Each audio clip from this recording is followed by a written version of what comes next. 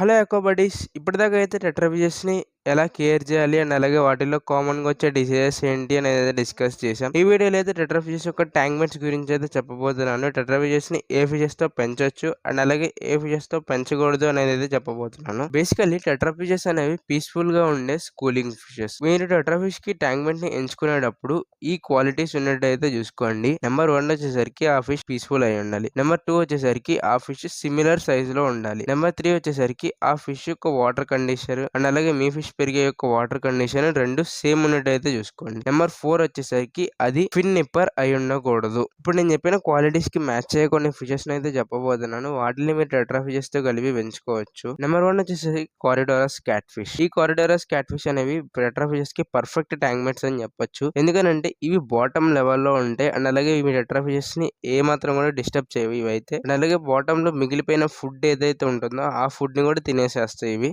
Number 2 వచ్చేసరికి guppies. ఈ guppies అనేవి పీస్‌ఫుల్ అండ్ అలాగే కలర్‌ఫుల్ ఫిషెస్. ఈ గప్పీ ఫిషెస్‌ని మీరు టెట్రా ఫిషెస్‌తో కలిపి పెంచుకోవచ్చు. అండ్ అలాగే ఈ గప్పీ ఫిషెస్ అనేవి మీ అక్వేరియంలో చాలా అట్రాక్టివ్‌గా కనిపిస్తాయి. నెంబర్ 3 వచ్చేసరికి హార్లీక్విన్ రాస్బోరా. ఈ హార్లీక్విన్ రాస్బోరా అనేవి సేమ్ టెట్రా ఫిషెస్ లాగానే స్కూలింగ్ ఫిషెస్. సో కాబట్టి వీటిని టెట్రా ఫిషెస్‌తో కలిపి పెంచుకోవచ్చు. అండ్ అలాగే ఇవి one of the best tank mates అని చెప్పొచ్చు టెట్రా ఫిషెస్‌కి. ఫోర్త్ వన్ వచ్చేసరికి మీ అందరికీ ప్లాటీ ఫిషెస్ గురించి తెలిసే ఉంటుంది. చిన్న చిన్న సైజులో చాలా బ్యూటిఫుల్‌గా అయితే ఉంటాయి ప్లాటీ ఫిషెస్.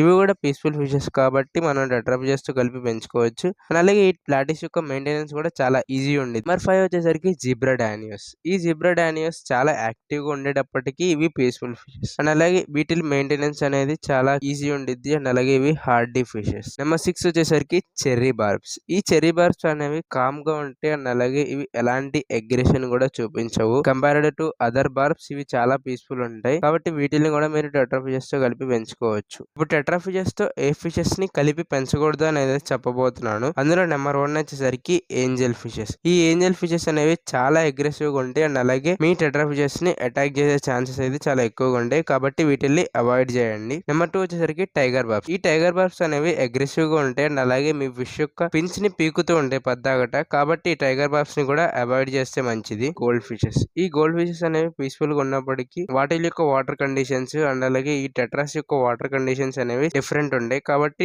గోల్డ్ ఫిషెస్ ని కూడా వీలైనంత వరకు అవాయిడ్ చేస్తేనే మంచిది. ఫైనల్ గా నేను చెప్పొచ్చేది ఏంటంటే టెట్రా ఫిష్ యొక్క ట్యాంక్మెంట్ ని చూస్ చేసుకునేటప్పుడు ఆ ఫిష్ అనేది పీస్ఫుల్ గా ఉండాలి, సిమిలర్ సైజ్ లో ఉండాలి అండ్ అలాగే సేమ్ వాటర్ కండిషన్ లో గ్రో అయ్యేటట్టు ఉండాలి.